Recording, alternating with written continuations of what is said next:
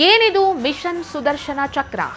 2035ರ ವೇಳೆಗೆ ಸಂಪೂರ್ಣವಾಗಿ ಸಿದ್ಧವಾಗುತ್ತೆ ಮಿಷನ್ ಸುದರ್ಶನ ಚಕ್ರ.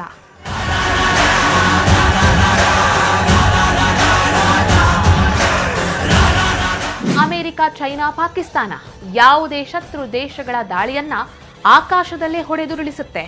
ದೈಹಿಕ ದಾಳಿ ಮಾತ್ರವಲ್ಲದೆ ಸೈಬರ್ ದಾಳಿಯನ್ನು ವಿಫಲಗೊಳಿಸುತ್ತೆ.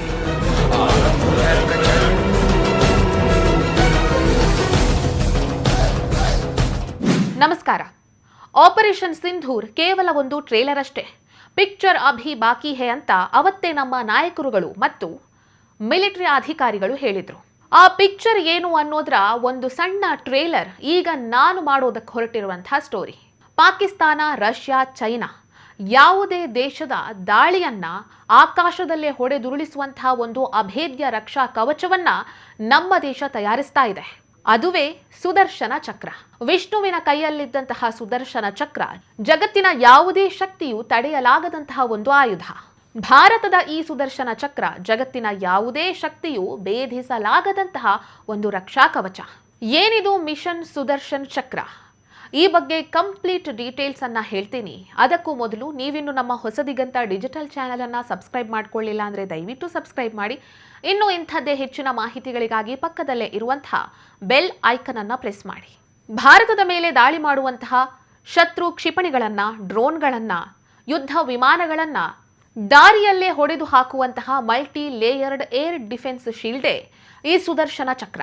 ಇದನ್ನ 2035ರ ವೇಳೆಗೆ ಸಂಪೂರ್ಣವಾಗಿ ಸಜ್ಜುಗೊಳಿಸುವಂತಹ ಗುರಿಯನ್ನ ಭಾರತ ಹೊಂದಿದೆ.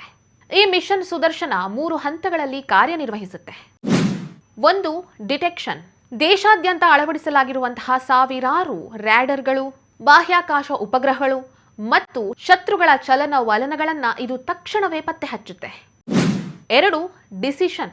ಎಐ ತಂತ್ರಜ್ಞಾನವನ್ನ ಬಳಸಿಕೊಂಡು ಶತ್ರುಗಳ ದಾಳಿ ಎಷ್ಟು ಅಪಾಯಕಾರಿ ಮತ್ತೆ ಅದನ್ನ ಯಾವ ರೀತಿಯಾಗಿ ತಡಿಬೇಕು ಅನ್ನೋದನ್ನ ನಿರ್ಧರಿಸುತ್ತೆ. 3. ಇಂಟರ್ಸೆಪ್ಷನ್.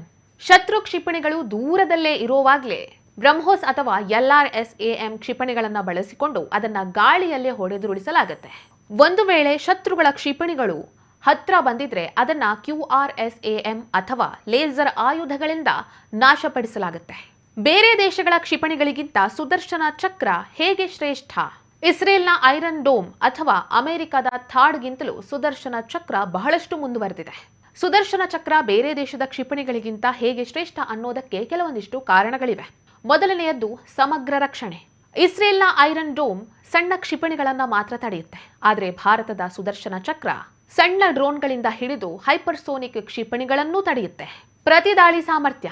ಇದು ಕೇವಲ ರಕ್ಷಣೆ ನೀಡೋದು ಮಾತ್ರವಲ್ಲ, ಬದಲಾಗಿ ದಾಳಿ ಎಲ್ಲಿಂದ ಬಂದಿದೆ, ಯಾರು ದಾಳಿಯನ್ನ ಮಾಡಿದ್ದಾರೆ ಅನ್ನೋದನ್ನ ಗುರುತಿಸಿ ಪ್ರತಿ ದಾಳಿ ಮಾಡುವಂತಹ ಸಾಮರ್ಥ್ಯವನ್ನು ಹೊಂದಿದೆ. ಎಐ ಮತ್ತು ಸೈಬರ್ ರಕ್ಷಣೆ. ಇದು ದೈಹಿಕ ದಾಳಿಗಳನ್ನ ಮಾತ್ರವಲ್ಲದೆ ಸೈಬರ್ ಮತ್ತು ಜಾಮಿಂಗ್ ತಂತ್ರಗಳನ್ನು ಕೂಡ ವಿಫಲಗೊಳಿಸುತ್ತೆ. ಪೂರ್ಣ ಸ್ವದೇಶಿ. ಇದು ಪೂರ್ಣವಾಗಿ ಆತ್ಮನಿರ್ಭರ ಭಾರತದ ಅಡಿಯಲ್ಲಿ ತಯಾರಾಗ್ತಾ ಇರೋದ್ರಿಂದ ಯುದ್ಧದ ಸಮಯದಲ್ಲಿ ಬೇರೆ ದೇಶಗಳನ್ನ ಅವಲಂಬಿಸಬೇಕಾಗಿರುವಂತಹ ಸನ್ನಿವೇಶ ಬರೋದಿಲ್ಲ. ಸದ್ಯಕ್ಕಿರುವ ಮಾಹಿತಿಯ ಪ್ರಕಾರ ಮಿಷನ್ ಸುದರ್ಶನ ಚಕ್ರ ಈಗ ಸಂಪೂರ್ಣವಾಗಿ ಅಭಿವೃದ್ಧಿಯ ಹಂತದಲ್ಲಿದೆ. ಆದರೆ ಈ ಮಿಷನ್ನ ಭಾಗವಾಗಿರುವ ಕೆಲವು ಪ್ರಮುಖ ತಂತ್ರಜ್ಞಾನಗಳನ್ನ ಪ್ರಾಯೋಗಿಕವಾಗಿ ಬಳಸಲಾಗಿದೆ. ಆಪರೇಷನ್ ಸಿಂಧೂರ್ ಸಮಯದಲ್ಲಿ ಪಾಕಿಸ್ತಾನದಿಂದ ಬಂದಂತಹ ಡ್ರೋನ್ ಮತ್ತು ಕ್ಷಿಪಣಿಗಳ ದಾಳಿಯನ್ನ ತಡೆಯೋದಕ್ಕಾಗಿ ಭಾರತದ S-400 ಮತ್ತು ಇತರ ರಕ್ಷಣಾ ವ್ಯವಸ್ಥೆಗಳು ವ್ಯವಸ್ಥಿತವಾಗಿ ಕಾರ್ಯನಿರ್ವಹಿಸಿದೆ ಅನ್ನುವಂತಹ ವರದಿಗಳಿವೆ. 2025ರಲ್ಲಿ ಒಡಿಶಾ ಕರಾವಳಿಯಲ್ಲಿ ಸುದರ್ಶನ ಚಕ್ರದ ಭಾಗವಾಗಿರುವ IADWS ತಂತ್ರಜ್ಞಾನವನ್ನ ಯಶಸ್ವಿಯಾಗಿ ಪರೀಕ್ಷಿಸಲಾಗಿದೆ. 2035ರ ವೇಳೆಗೆ ಈ ಮಿಷನ್ ಸುದರ್ಶನ ಚಕ್ರ ಭಾರತದಲ್ಲಿ ಸಂಪೂರ್ಣವಾಗಿ ಸಿದ್ಧವಾಗುತ್ತೆ.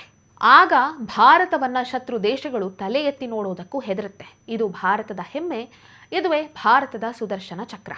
ಈ ವಿಡಿಯೋ ನಿಮಗೆ ಹೇಗನಿಸ್ತು ಅನ್ನೋದನ್ನ ಕಮೆಂಟ್ ಬಾಕ್ಸ್ನಲ್ಲಿ ತಿಳಿಸಿ. ಇಂಥದ್ದೇ ಆಸಕ್ತಿಕರ ಮಾಹಿತಿಗಾಗಿ ಹೊಸದಿಗತ್ತ ಡಿಜಿಟಲ್ ಚಾನೆಲ್ ಅನ್ನು ನೋಡ್ತಾ ಇರಿ.